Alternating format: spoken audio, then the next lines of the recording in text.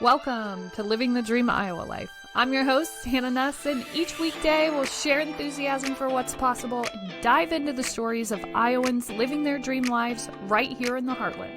Whether you're chasing a big goal or just looking for a little inspiration, we've got you covered. Let's change the world together. This is Living the Dream Iowa Life. Let's go.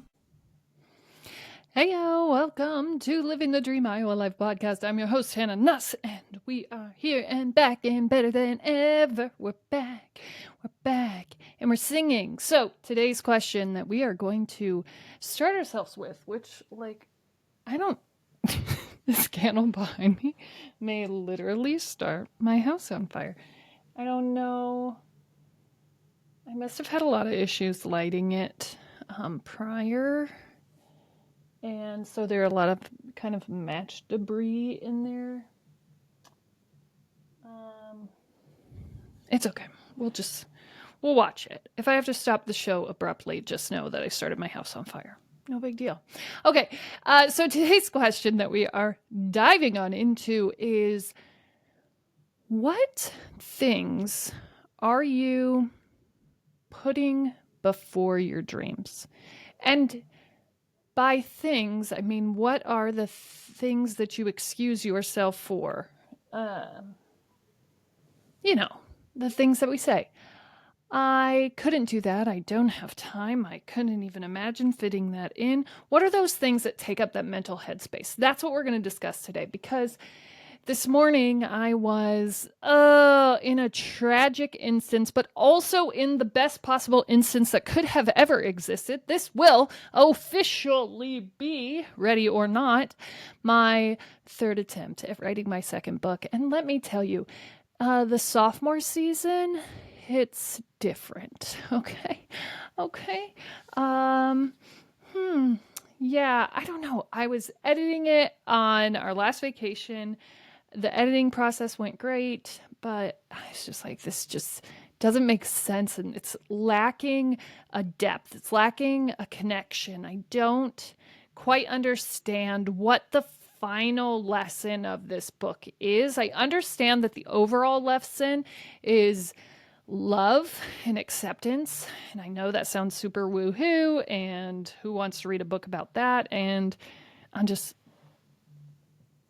think it'll be fine. I'm just saying we need to read more information about that, because it really unlocked a new level of human understanding, okay? Loving myself meant that I was capable of loving everyone else better than I had before. And, okay, it's going to be fine. And I just had never experienced that level. Not that I was loveless before. I had two beautiful daughters. I come from a loving family. Like, I understood love, but not to this depth, and not in the application to the entire world. Now, it has been a drastic journey since that moment, okay? It has not been easy. It has not been a great ride, because after that, there really was just so much that I was taking on and dealing with, but it was such a vital and pivotal moment in this journey that I obviously am writing book number 2 on it. So there was still some discovery that needed to happen around this topic. I went to this retreat this weekend. It really made me deep dive into some of the deeper lessons and breakthroughs that needed to happen to sort of turn the page, literally and figuratively. And so when I got home from that retreat, I was like, okay, I'm going to rewrite the book. And initially, I'm like, I don't want to rewrite my book. What a challenge. And for me, I am very disciplined. I have a very exact process for how I write my books. And so it really is just a matter of fitting that time into my schedule every day. So we are 30 days away from that book being done. I am doing it a little bit different than I usually do, because I am going to finish my nights with edits, so I don't have to go back and edit the entire thing, because of how miserable that is, okay? And then I can kind of end my night knowing what I was talking about leading into the next day when I wake up and write. So It's been interesting to balance everything that I do because I have 17-hour days most Thursdays. Um, and it's interesting to find the time. But that's what I want to investigate today because finding the time. And okay, I'm saying finding because it's finding. It's there. Do we have to make sacrifices? Yes. Do we have to have uncomfortable conversations about sharing responsibilities? Yes. Do we have to make it happen somewhere, somehow, wake up a little bit earlier, stay up a little bit later? Do we have to find a way? Yes. Dreams do not do themselves, my friend. And I hate the excuse. And so often the excuse sounds like this.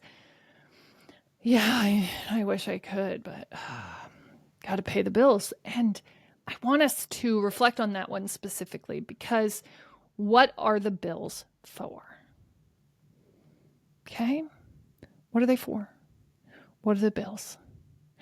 Oh, well, I have to have a car. I have to have a car. Okay, okay. Yep, I agree with you. You probably have to have a car to get to work, to do the things.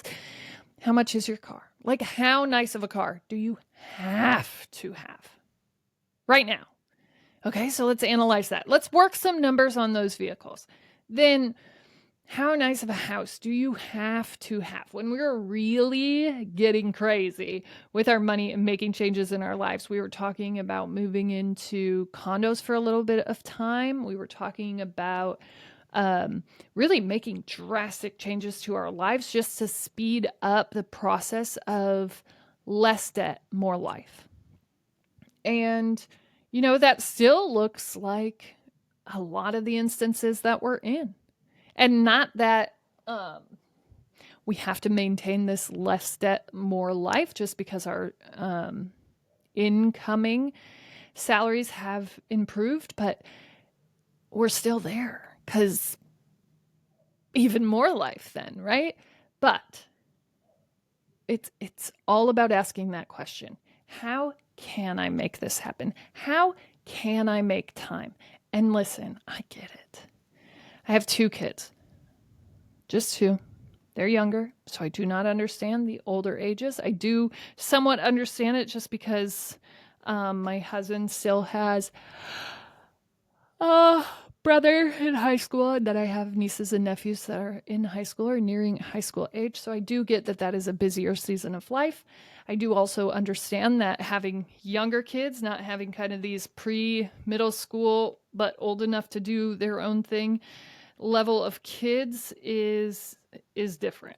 Right? I do understand that. The tired hits different for all things, all of the things. But where can we find time? So when I initially started this, and really with everything that I have done, I mean, I coached my first state title team, which pretty much started coaching them in off seasons in about April, lifting 3 days a week at 5:30 in the morning, driving a half an hour with being pregnant, then having her along for everything. There is no worse pumping situations than a weekend tournament. Yeah. Like, teachers probably have terrible pumping arrangements. I am telling you, a weekend tournament when the school is closed down and the only person that is there and available is a maintenance guy who does not understand that it is extremely awkward to pump your milk in the bathroom. It's also very awkward to pump your milk in the back hallway of a food pantry. Like, I've been in some places, okay? But even then, there was time that had to be made in order to do things. I was running about 3 miles a day back then. I was pretty on with my fitness and, raising 2 very little, so 3 and under 1. And that's not to say that none of that ever got sacrificed because it was just crazy once in a while, but for the most part, found time, made time, had to do it. Had to do it like I had to raise them.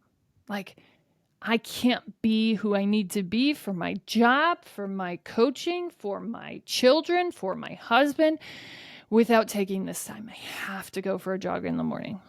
And if the only time to do that is at 2 a.m., because y'all don't sleep, then 2 a.m. it is. But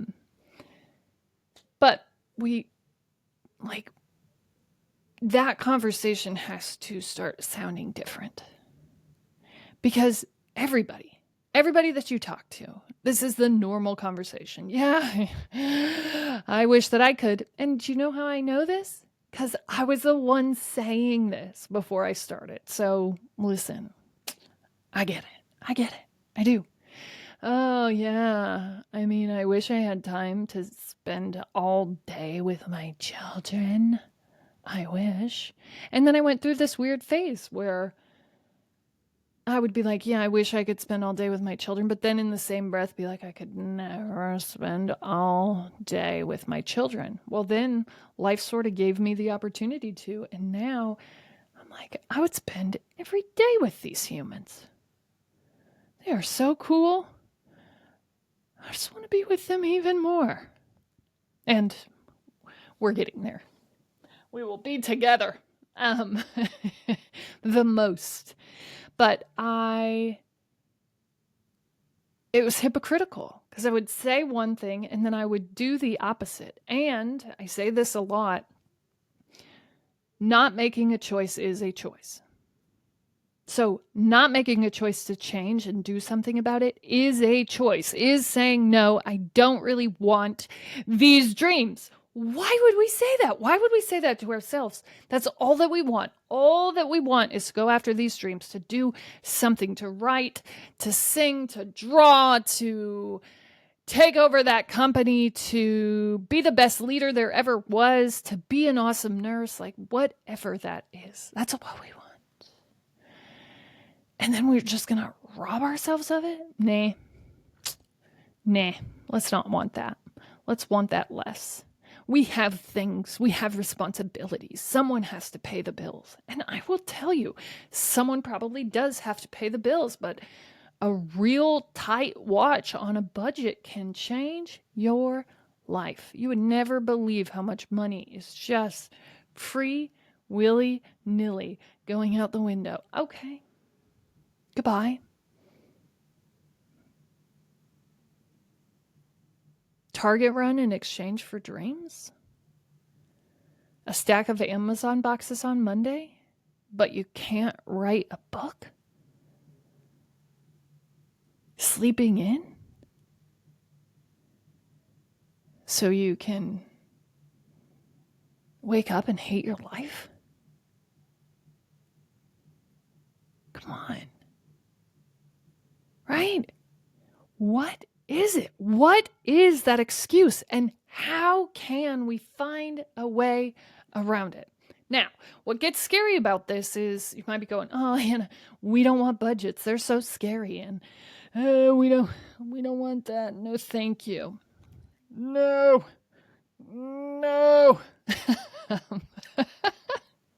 I get it. I do.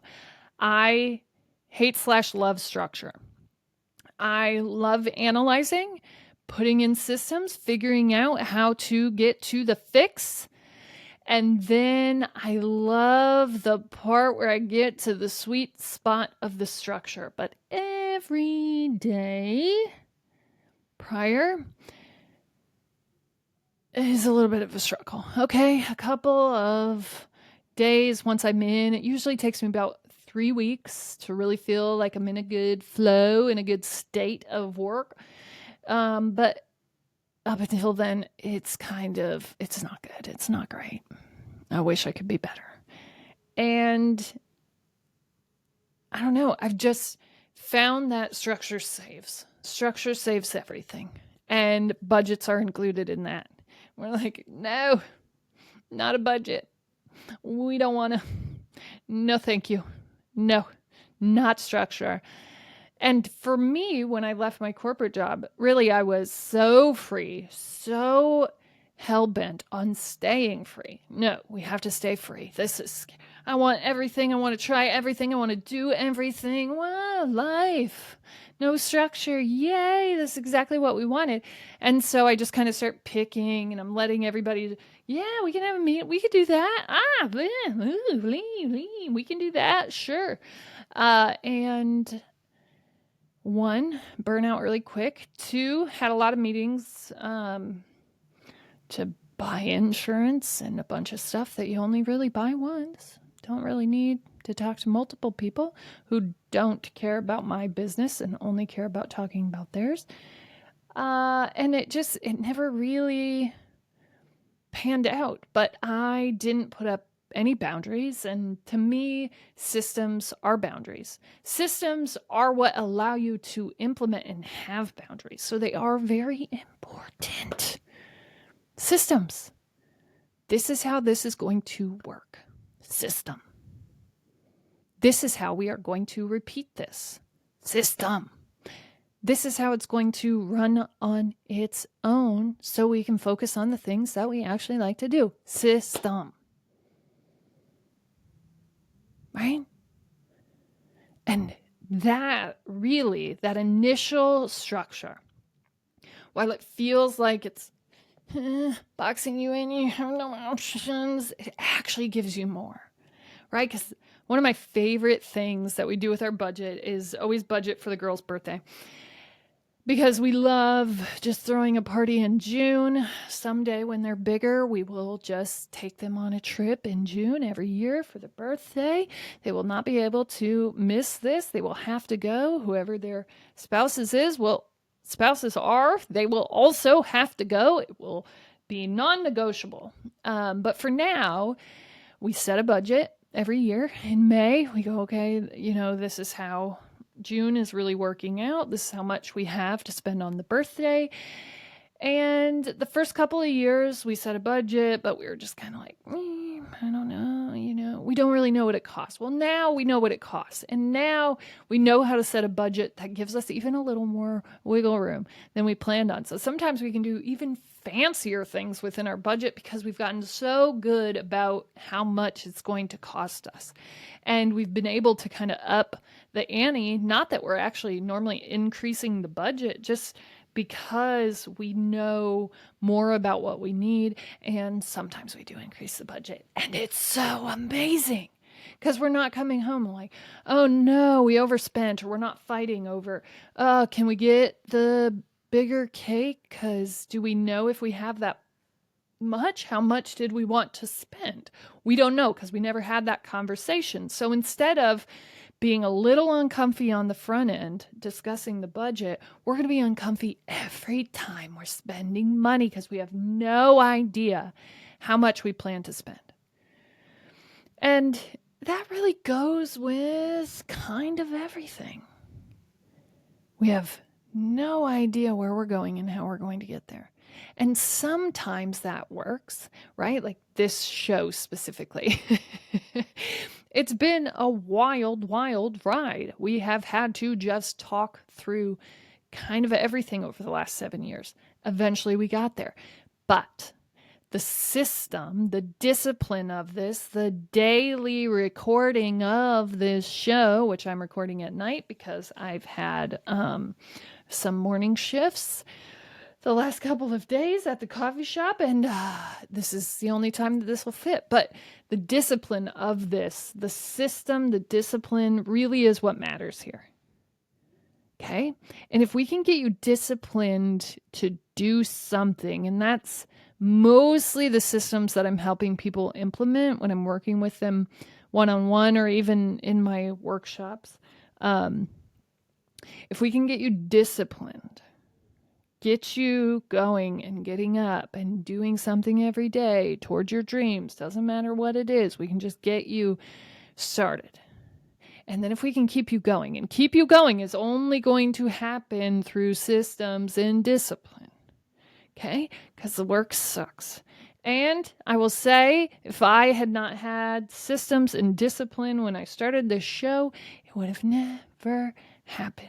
because the numbers did not follow what I was feeling. I was always feeling this show. Yes, please, let's do it. Wake up, podcast, be motivational. I want to do this every single morning.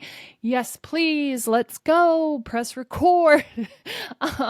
And some people listened in the beginning, then it kind of fell off, and it didn't really matter because I love doing this work and I'm going to just keep showing up. And now we kind of have a better idea of where we're going, but even now I would say that could maybe change in a week. I don't know. We're just following what flows, following the discipline and the structure that exists here. And so the discipline and the structure of the show, I like to keep the narrative, the topic that we talk about every day, pretty free flowing because I'm really just following my curiosity on a thought that I start the show with.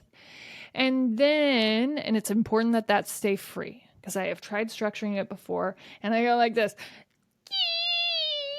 I can handle structure, but do not take away my creative liberty. That is not structure for me. So in order to create a structure for myself so that I am disciplined and consistent, really the structure just lives with when we do this show, how it happens, where it happens, which is why the only time that I get kind of screwed up is when some of my recording and publishing platforms are struggling or they're changing. And then I have to kind of rethink my show discipline, my show system. And when I don't know how long it is going to take me because I am learning a new platform, that really stresses me out. It's hard for me to be in system. I am better in system. And it takes me a little while to get it down. Once I have it, it's not going to be a problem. I'm going to keep going. But it's going to be a struggle kind of in there somewhere because I don't know if it works. I am sort of always obsessively kind of testing and tinkering and trying to figure it out. And sometimes I'm changing so much in there that it's hard to tell what I have even changed. And so it's not perfect, but the system works. The discipline works, right? We don't have to move mountains every day, but we do have to do something. Something. Not even everything, okay? You're off the hook for everything. Something. And so what started with this show, once I got really consistent with this work, I felt like I could start adding in other things. Started to add in pretty consistent journaling and writing every morning. So then I am writing words. I am typing and writing words every single day and just started to kind of build over time. I wanted to speak every day. That is what I said. Speak every day. Got it? And when I wanted to speak every day, that was really when I had to do this. Because whatever I was going to do, I knew that I had to be consistent with it. It's the only thing that has ever worked for me. I come from the world of athletics where discipline and consistency really typically win out. They just do. And I love coming from that world. And a little bit of that hard work, that drive, that is something that I'm trying to heal and something that I do talk about a lot in the second book. That was part of the truth and the healing of this retreat over the weekend. But the discipline that's required to do this, to continue sort of just adding what you can take on, comes from being willing to have the question of, what do I need to let go? And for me, a little portion of it was I was working so hard, taking my work home, talking about it the whole way home, talking about it the whole dinner, talking about it with someone after dinner, talking about it all day long, calling my friend, having a discussion with her, snapping her, texting her, talking to her. We're work friends, so it can just keep continuing. Continuing the conversation. And so at one point when I was really seriously considering that I was going to leave my job for this podcast that had no numbers, but I was going to make something out of it because that would be super simple. Um, sometimes you just have to laugh. I really pulled back energetically from my job. Like, just stop letting things bother me. Stopped raising my hand for every single assignment because I needed the raise. I needed the promotion. I needed the title change. I was going to be the one. I was going to be the one to fix something. I was going to be the one to go in and prove myself. I'm going to prove myself. Well, I kind of pulled back and I stop. And all of a sudden the drama really stops. And then I realize, new mental window opening up. Hello, world. I have a little more brain space. And because I had that brain space, all of a sudden I could kind of start writing with this new added brain power.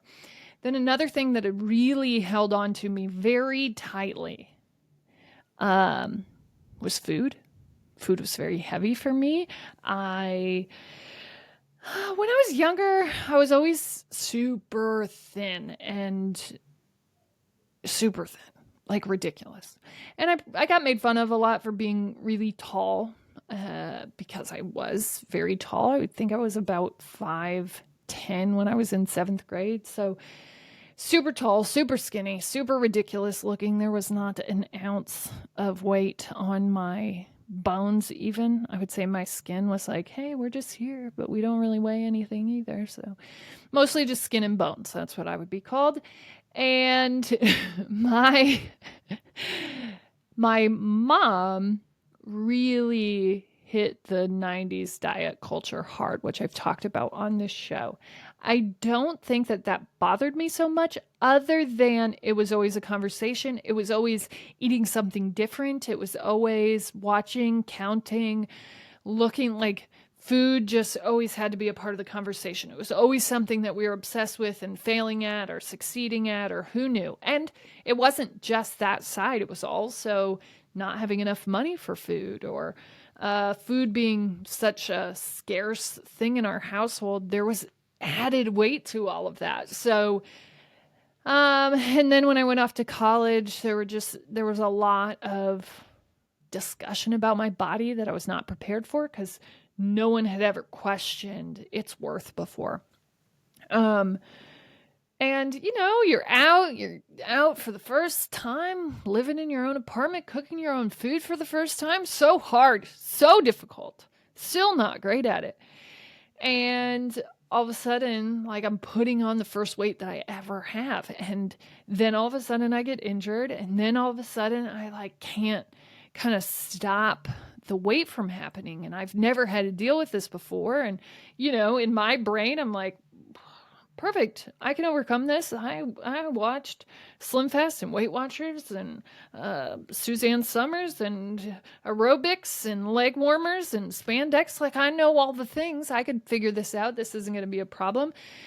So did a little bit of dieting, just not successful, not healthy. I think I even messed around with being a vegetarian at some point. And then I changed colleges. That's an even bigger struggle, just because I have no friends at all. I have to get to know a whole new group of people who already have people who've been experiencing this college world together for 2 years. That was a struggle. And then my senior summer, so before I became a senior, so my junior summer, I guess technically, I have a severe eating disorder. And so that just made food that much heavier. I have this eating disorder. I get engaged. I graduate college. We plan the wedding. Of course, I'm still going to be pretty anorexic for the wedding. I need to look good in my dress. Hello. We plan the wedding. We have the wedding. We have a few miscarriages before that. And then boom, like probably 2 miscarriages. And then all of a sudden we're pregnant by Christmas after a June wedding. And, right? Okay, we're doing this. Well, someone who has been pretty tragically anorexic and bulimic for about 4 years, all of a sudden having to eat every single meal because they have to fuel this soul in their belly. Yeah, guess what happened? Oh, you shouldn't really gain that much weight with the baby because the baby's really not that big. It's only 7 pounds. Oh, it didn't matter. And to make matters even worse, I decide that I feel so disgusting and terrible that I am going to go back to the haircut that I had when I met my husband. And they don't do that haircut right. Literally had Lord Farquaad hair, and I had gained, I think I got all the way up to, probably about 220, if not 230, which I'm 6 foot, so that's not crazy, but I had been so tragically thin prior to that it got wild real fast. Add in the Lord Farquaad haircut. Like, I don't know how we made it through that season of life. It was a rough one. But food was always something that was an easy distraction. It was always something. And I think, really, by our society's standards, it's something that we think women should be worried about. Otherwise, the diet industry wouldn't be as big as it is. And every single weight loss product would not be the only thing that's talked about on commercials alongside anti-anxiety and depressants. And that was a great excuse for me forever. And I'm like, food is so complicated. I just can't figure this out. Boom, there's an excuse. I could never figure out food is just so tough. Boom, excuse. Like, what? And as soon as I let that go, all of a sudden I had more capacity. So I gain capacity from not dealing in drama at work, not trying to take on more than is being assigned to me, really just like scaling back and doing what normal people do, just working, not adding more, not taking on more, not bringing it home, just working. And then all of a sudden I sort of get my mind wrapped around, start to get my mind wrapped around food, that it really is not that difficult, that this is how I would systemize this. And boom, all of a sudden I have that headspace back. And I start putting systems into my actual life to make my home easier. And boom, all of a sudden I don't have those excuses anymore. And I have way more mental capacity for the things that I want to do. Now, did it take being creative? Yes. Did it take putting in systems that I will fight until the very death to not implement, because I am an entrepreneur and I am an Enneagram 7, and I promise you I am every single type of person that wants structure and systems to go away and burn nicely in some garbage somewhere. No, thank you. But what I have learned is systems save, and they give back mental capacity so that those things just become automatic. And the way that we start any of that is by starting with the question that I started the show with. What would you do? What could you do to make your dreams happen? And that certainly is not the question that we started with, but what could you do to make your dreams happen today? Like, what has to change, and what can you change to start taking at least one small step today? Because I promise you're not that far from taking that initial step. As always, you're smart, you're strong, you're beautiful. What are you going to do? Change the world. You're so